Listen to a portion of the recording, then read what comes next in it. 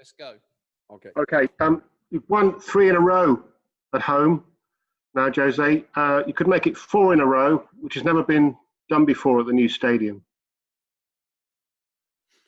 I didn't know. And more important than that is the points that we need. A little bit like when we play Arsenal in when we play Newcastle, my first victory at St. James's. Nothing is important now. The only thing that matters is the points that we need.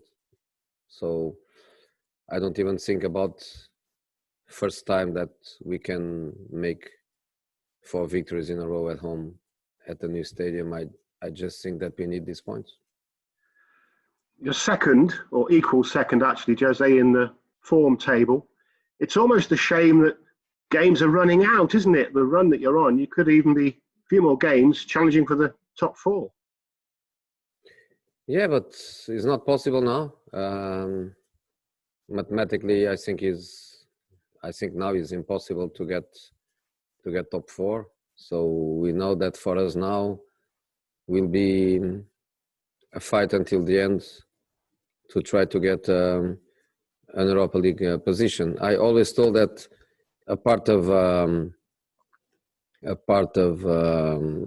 the position in the table would be nice for us if we could feel good things in this part of the season, because in the end, a new season is always a new season, but there is always a little relation with what you do in the previous one. So to end this season with the majority of the players back, the team being more solid, the team being more compact, the team having better results, I think is also good in relation to next season. The feeling will be always negative in relation to we are sure that without the problems that we had during whole season, we would be, of course, in a much different situation now. But that was our season since Hugo big injury at Brighton, and then everything that happened after I arrived made the season impossible to be better than what it is. I think the boys, they deserve, but we need points. We need points to finish in a position that give us Europa League next season. There's an irony, Jose. You want the points. You say you want to keep the run going. Want to qualify for the Europa League, but if you beat Leicester, which of course you want to do, you hand the Champions League place to United, really, then, don't you? No. First of all, I'm not looking to that fight. I don't know mathematically what is possible for them. I think they play the last game in between them, and I don't know if things can be decided there. I don't know if Chelsea is in a safe position. I don't think they are. I think they still are in this fight. And if Manchester United does it, they will do it by playing very well in the second part of the season. And when you play well, you deserve. And in the top of that, everybody knows that they were a bit lucky, more than one time. Lucky that others didn't have. We didn't have, for example, that luck. Yeah, penalties, VAR decisions, all the kind of luck that you need, I guess, if you're going to get that break. Can you repeat, Gary?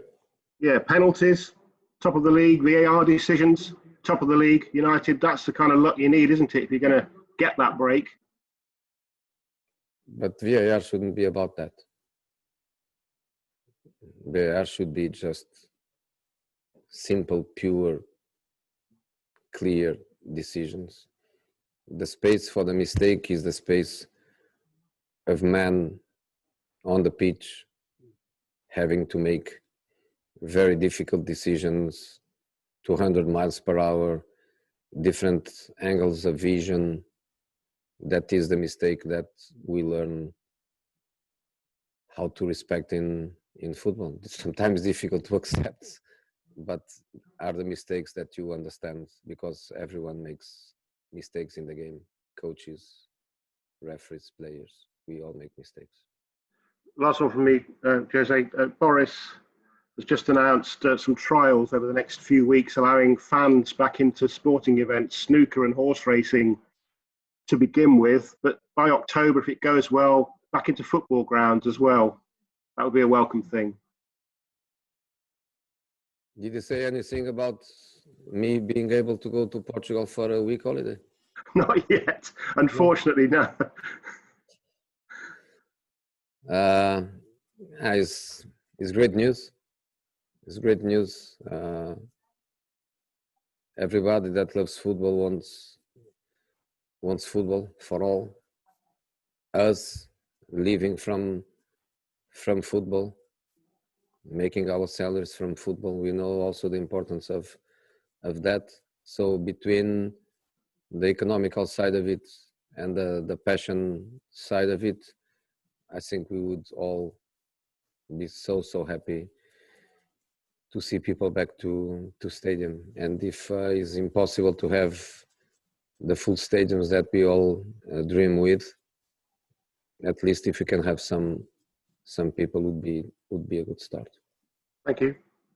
Okay, thanks, Gary. We're going to move to James from TalkSport. James, can you hear us? Hi, Jose. Hey. Jose, since you took over in November, only Liverpool, Man City and Man United have picked up more points, which has put you fourth in the table. Do you think that's a fair reflection of where Spurs are at the moment? I think Spurs would be even better than that without all the problems that we had. I think no other team had not even similar problems to that.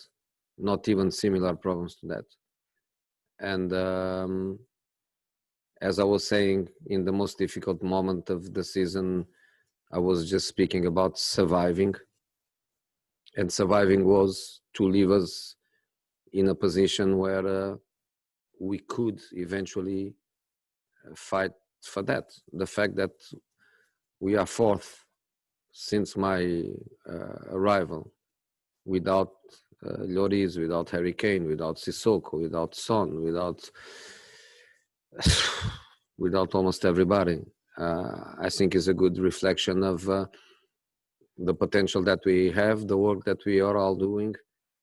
And that's the reason why I say that the minimum we deserve is to finish in a position that keep us in European football, a competition that is not our level. We are better than that, but still in European competition. And football is not about what you deserve; it's about what you really effectively get. So we cannot be just saying we deserve and not to get points in these two matches. So we need to win matches now, these two matches.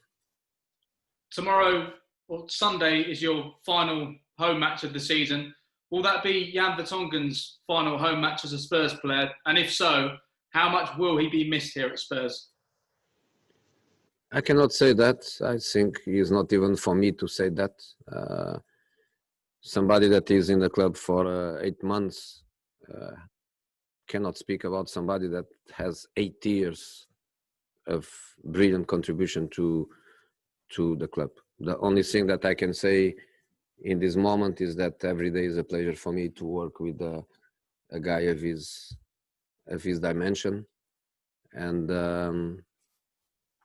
I can only have very good words about Jan. His future belongs to him, and I think in the right moment we will inform, and I think that's the correct procedure for one of the most important players of the last generation in the club. 8 years, and 8 years means a lot in modern football. And just finally from me, Jose, you've only conceded 2 goals from your last 4 league matches, and that's considering you've been missing Eric Dyer, who's a player I know you like at centre-back, and you're looking towards the future with him there. But how happy are you with the defensive foundation that you're beginning to build here? Happy with the team. I don't like to neutralize. I say defensive line or attacking line. Sometimes you don't score goals because defenders don't build well. Sometimes you concede goals because attacking players don't do their jobs in the defensive structure of the team. So for me, everything is about globality. But the reality is that a part of the really bad match that we had against Sheffield, in the remaining matches, penalty against Manchester United, an incredible shot by Lacazette, incredible shot by Richie. Everything is being about this kind of situation. So I'm happy with the globality. The team is improving. Yeah. Thank you. Okay, thanks, James. We're going to go to Phil Parry from the BBC. Phil. Thanks, Simon. Hi, Jose. You mentioned European football. How important is it for the club, if possible, to secure a spot in a European competition next season? Look, in quite a funny way, I'm telling the players 2 more victories to win the Europa League. That's what I'm telling the players. I know that is not like that. I know that Europa League is a long competition, and of course some good teams, and of course some teams go from Champions League to Europa League in the knockout phase, and makes it really a difficult competition. But it's just a feeling to try to motivate the boys, because of course our level is Champions League. I won Champions League. The players, they played Champions League final. That's our level. That's the level of our club. That's the level of our stadium. That's what our fans want. That's what we as a club want. I'm just trying to motivate the troops, because it's very important to keep that motivation. It's not possible that Sheffield United or Wolverhampton or Arsenal, is not possible that they have more motivation than us to get one of these spots. As I say, to play Europa League is good. You can develop players, you can rotate players without any problem. Is a fantastic experience for younger people that Champions League maybe comes too early for them. Mm-hmm. I think it's good. So I think we have to try that. And in regards to this period that we're just coming through, how challenging has it been, in these unique circumstances, from a coaching point of view, from a preparation point of view, to make sure that your team is ready for these games that you've had to play in difficult circumstances and with very little turnaround time? I think we did a good work.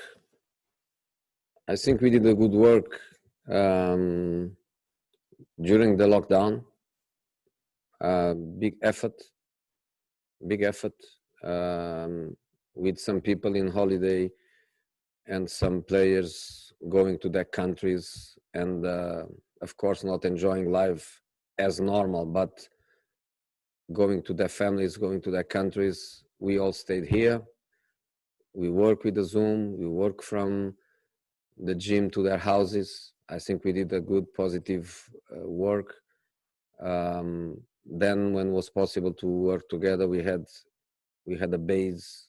We had a base that was fundamental for the work, and I think we appeared very well in this period. I look to the game number 1. That of course was very important, because Manchester United was 4 points ahead of us.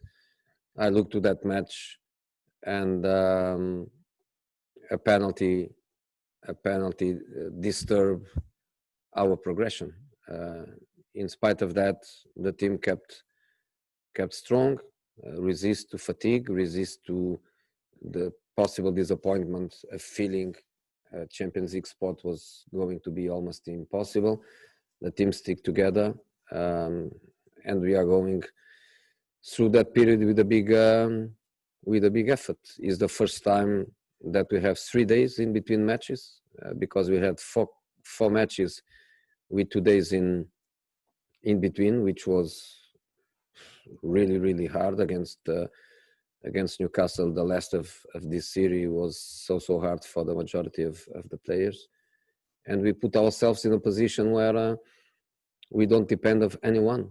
We don't need to look for other results. We don't need to be waiting for Sheffield to lose or something, or Arsenal to lose. We just need to win our matches. I know that both are very difficult, but we put ourselves in a position where we just need to think about us. Okay, I'm going to move to Ali Gold. Ali. Hey there, Jose. You said the other day that Serge Aurier had asked to have permission to go back to France, obviously, to see his family. Obviously, with that and the funeral, do you expect to have him back for Sunday's game? Let's see. Let's wait. If he comes back tonight to train tomorrow morning, he will be, or no, but he will be available. He did in very difficult circumstances against Newcastle. Now he goes to France, he goes to family, comes back. Let's see, but will be always Serge's decision, or will be always him opening his heart and let us understand his conditions. And can I just ask you about Oliver Skipp signed a new deal today? What are your thoughts on his potential and how good he can become? I'm really happy. Everybody in the club is. The teammates are. I am. And Skippy, of course, is. If not, he wouldn't sign the contract. I think he is genuinely Tottenham future. He's one of these players by quality, by human quality, by personality. He's one of these kids that I have no doubt that he will be an important player for Tottenham. Sometimes we coaches, we are selfish, and I told him that. I never told him that I would like him to go on loan. I never told him that. I always told I want you to stay here, because that's the selfish perspective of a coach that wants to have the best possible squad. In his mind is possibly to go on loan next season, 6 months, the whole season. He feels that he needs that. Honestly, I also feel that would be good for his evolution. So maybe that's the direction where we go. But I think he can be more than a player. I think he can be a future captain here. Hugo, Harry, I see this kid one day being possibly captain in this club by his character, by his personality. So I feel really happy that he signed that contract. Great, thank you, Jose. Thank you, Ali. We're going to finish with Jonathan Veal and Dan Kilpatrick. We'll start with Jonathan. Jonathan. Hello, Jose. Hey, Jonathan. Hi. There's been reports from South Korea that Kim Min-jae is on his way to London to discuss a move to Tottenham. Is there anything you can tell us on that? No. I don't speak about players from other clubs. I hate when other coaches, they speak about my players. I have always this respect for the clubs and for other clubs' coaches. So you are not going to get a word from me from any player. That is not done with Tottenham. No way. I don't deny. I don't confirm. Never. Okay, fair enough. Is Dele Alli going to be fit for Sunday? No. No. Is his season over then? No. I think he will be. I think he will be, or he can be, for the last match. Thank you. Okay, thanks, Jonathan. Last one, we're going Dan Kilpatrick. Dan, then we'll move to the newspaper briefing. Hi, Jose. Obviously, there's no fans for the final this weekend. In the case of someone like Jan who could leave, if that was to be the case, would you want to arrange something whereby the fans could say goodbye to players who they won't have a chance to say goodbye to on Sunday? I'm not saying there is a goodbye from Jan. I know. Just generally. I'm not confirming that. So I cannot say anything about it because I'm not confirming that. But if they're... Let's not speak hypothetically, Dan. I think it's not right to do hypothetical because people can twist that. So if you've got any other questions. No, that's fine. That's all for me. Okay. Cheers. Thank you, everyone, for the broadcast side of the press conference. We'll move on to the